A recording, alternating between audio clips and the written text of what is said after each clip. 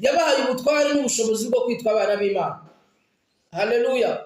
Nukuvuga ngo Satani akibara kudobya ubusabane hagati y'umuntu n'Imana, haje mu rwanga rukomeye. Ariko Imana iri mu ijuru kubera yaremye umuntu imukunze, ikarema umuntu igira ngo izamuhereze ubugingo buhoraho. Imana irongera iratekereza iravuga ngo nabigenza gute? Haleluya. Nukuvuga ngo Imana yohereza Yesu umwana wayo w'ikinege kugira ngo azaze acungure abantu bamwizeye.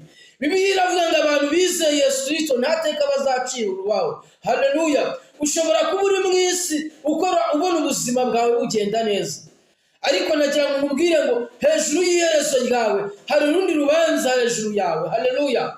Imana izakubaza impamvu utayizeye, Imana izakubaza impamvu utagendeye mu nzira yayo. Haleluya. Kubera ko Imana yohereje Yesu kubw'abantu, kugira ngo Imana ibashe kongera gufata ikiremwa muntu, kubera yuko ariyo yakiremye. Haleluya. Kubera ko yakiremye mu ishusho yayo. Nta bundi buzima waba mu isi, ubuzima bwo mu isi burarangira. Ariko ni byiza yabahaye ubutware n'ubushobozi bwo kwitwa abana b'Imana. Haleluya.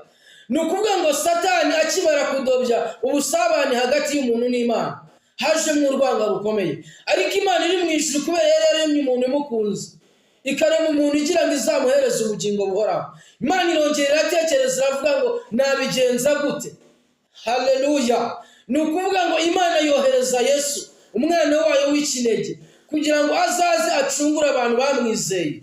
Bibiliya iravuga ngo abantu bizeye Yesu Kristo ntateka bazacira urubaho. Haleluya. Ushobora kuba uri mu isi ukora ubona ubuzima bwawe bugenda neza, ariko nagira ngo mubwire ngo hejuru y'iherezo ryawe hari urundi rubanza hejuru yawe. Haleluya.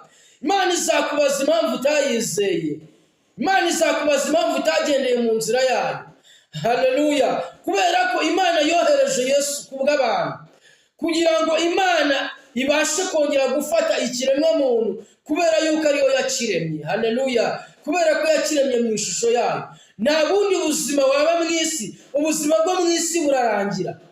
Ariko ni byiza